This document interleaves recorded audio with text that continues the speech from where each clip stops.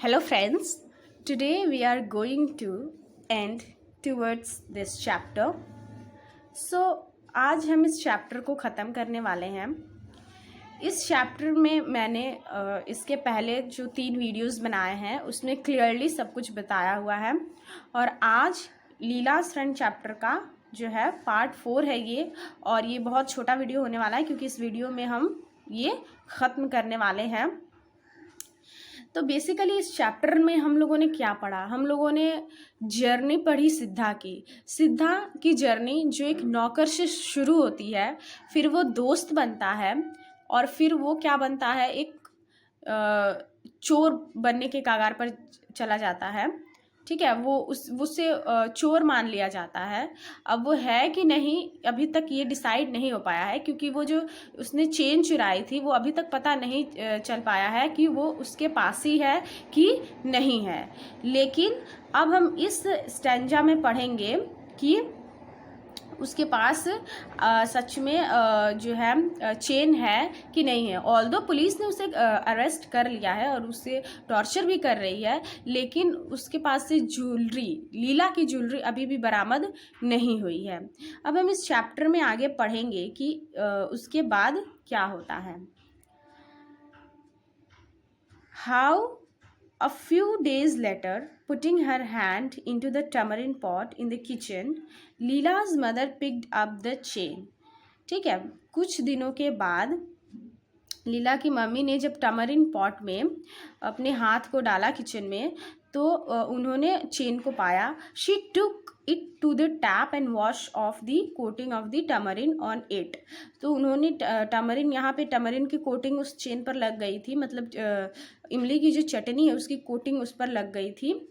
तो उन्होंने उसको टैप वाटर से धोया और फिर उसको देखा तो it was अनमिस्टेकेबली leelas chain.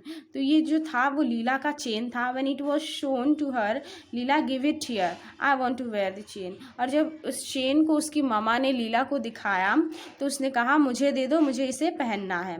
How did it get in to the tamarind pot, mother asked. उसकी मम्मी पूछ रही हैं कि ये टमरिन पॉट में कैसे गया। समहाउ, लीला रिप्लाई, किसी भी तरह से गया होगा, मुझे क्या पता। Did you put it in, asked mother. क्या तुमने इसे उसके अंदर, वो स्पॉट के अंदर रखा था? यस, लीला कहती है हाँ। व्हेन, कब? Long ago, the other day, मतलब बहुत दिन पहले, किसी दिन रखा होगा। तो यहाँ लीला एक छोटी सी बच्ची है, सिर्फ 5 साल की बच्ची। उसे किसी भी चीज़ की उतनी खबर नहीं है। वो छोटी सी बच्ची है, वो कहीं भी कुछ भी रख देती है, उसके बाद से वो खेलती है और मतलब उसे तो मतलब एक वो अडल्ट नहीं है कि उसे सोने और चांदी की कीमत इतनी पता हो। तो इसलिए उसके लिए ये कुछ ज़्यादा मैटर नहीं करता है। वाई डिडंट यू से सो बिफोर। तो उसकी माँ अब कहती है कि तुमने ये सारी बात मुझे पहले क्यों नहीं बताई। आई डोंट नो, सेड लीला, मुझे नहीं पता, लीला ने कहा। When father came home and was told, he said, the child must not have any chain hereafter. When father come home and was told, he said, जब उसके पिता घर आए तो उन्होंने कहा कि the child must not have any chain here after. तो मतलब वो उसकी मम्मी को अब सिखा रहे हैं कि देखो अब तुम लोग ऐसा बिहेव करो कि हमें वो चेन मिली ही नहीं। Didn't I tell you that I saw her carrying it in her hand once और twice.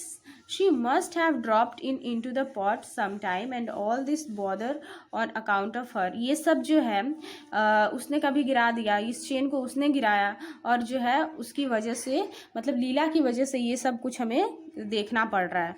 What about सिद्धा, आस्क्ड मदर।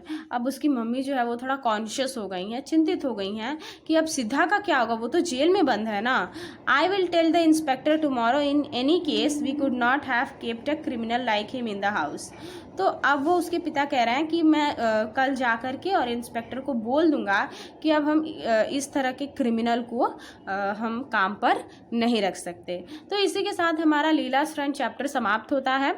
ठीक है, इस चैप्टर में हम लोगों ने पढ़ा कि किस तरह से लीला की जर्नी नौकर से शुरू होती है, दोस्त बनता है, फिर क्रिमिनल बनता है, एट द लिस्ट वो इनोसेंट साबित हो जाता है, इनोसेंट प्रूव्ड हो जाता है, लेकिन अब वो लीगली प्रूव होता है कि नहीं ये हमें यहाँ भी पता नहीं चल पाया है।